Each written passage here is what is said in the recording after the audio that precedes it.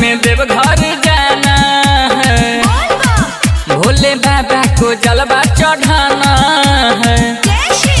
असो सावन में देवघर जाना है, भोले बाबा को जलवा चढ़ाना है।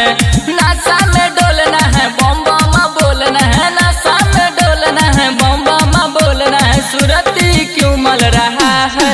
अरे क्या करे बम, कोई कमवा तो नहीं दिख रहा है। बे उठिए, बाबा के मंदिर दिख रहा है, चलिए चलिए। सावन में चीलम चल रहा है, कांवरिया बम बम बोल रहा है। सावन में गांजा चल रहा है, कांवरिया बम बम बोल रहा है। सावन में गांजा चल रहा है, कांवरिया बम बम बोल रहा है। सावन में गांजा चल रहा है, कांवरिया बम बम बोल रहा है। बड़ी दूर बाबे भोला रहो तो धाम जी, खुशी मन से जे भी पूजेला बन जाला काम जी, बन जाला काम जी। बड़ी दूर बाबे भोला रहो तो धाम जी, खुशी मन से जे भी पूजेला बन जाला काम जी। बड़ी निराला है भोला मेरा, बड़ी निराला है भोला मेरा, भांग क्यों तू मल रहा है? अरे गांजा कहाँ से लाए बम, भांगी तो है। अरे लीजिए लीजिए, हमारे पास है ना, दीजिए। सावन में चीलम चल रहा है, कांवरिया बम बम बोल रहा है। सावन में गांजा चल रहा है, कांवरिया बम बम बोल रहा है। सावन में गांजा चल रहा है, कांवरिया बम बम बोल रहा है।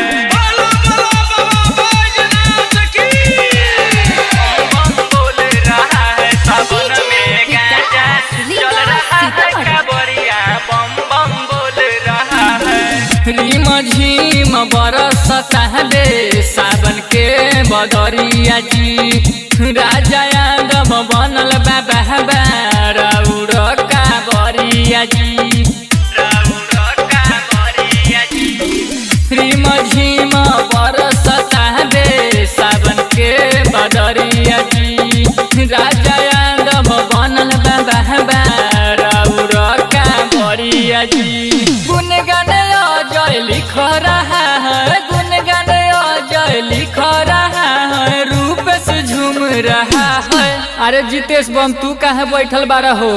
अरे का करी राजा बम, पाँव में छाला पड़ गया है। सावन में चीलम चल रहा है, कांवरिया बम बम बोल रहा है। सावन में गांजा चल रहा है, कांवरिया बम बम बोल रहा है।